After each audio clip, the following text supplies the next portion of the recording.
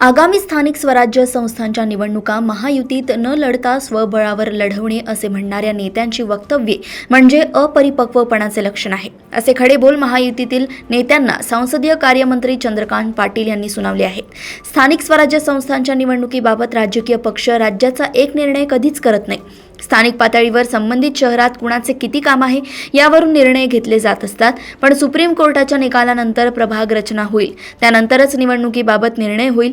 माजी आमदार प्रशांत परिचारक यांच्या वडिलांच्या दुःखद निधनानंतर परिचारक यांच्या सांत्वन भेटीसाठी मंत्री चंद्रकांत पाटील पंढरपुरात आले होते. यावेळी त्यांनी माध्यमांशी संवाद साधला. बघा, तेवढ्या प्रश्नापुरतं बोलायचं झालं तर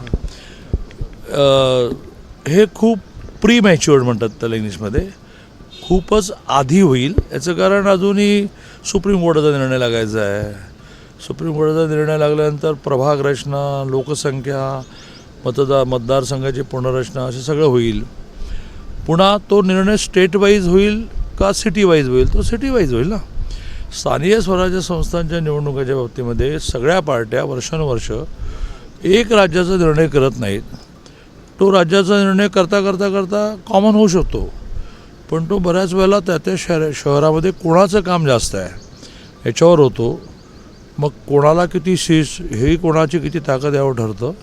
पण आता बोलणं हे अगदीच आपलं तुम्ही प्रश्न विचारला आहे, मी काहीतरी उत्तर द्यायचं असेल. सर, आमदार मोठमोठे नेते याच्यावर वक्तव्य द्यायला लागले. बरोबर, देऊच नाही असं माझं म्हणणं की असं आत्ता काही स्टेटमेंट करू नये असं माझं मत आहे. पण नेतेच तुम्ही म्हणता तसे इतके मोठमोठे आहेत, त्यांना मी मार्गदर्शन काय करणार? हेच त्याचं उत्तर, हे खरं उत्तर आहे. मला बरं उत्तर कधी देता येत नाही, खरं उत्तर देता येतं. ते खरं उत्तर हेच आहे की जेव्हा केव्हा निवडणुका घोषित होतील त्यातली अनिश्चितता इतकी आहे, कारण आपल्या हातातच नाही, सुप्रीम कोर्टाच्या हातात आहे. ती अनिश्चितता संपल्यानंतर त्यावेळची परिस्थिती, पक्षांची आपापली स्थिती यावर निर्णय होईल.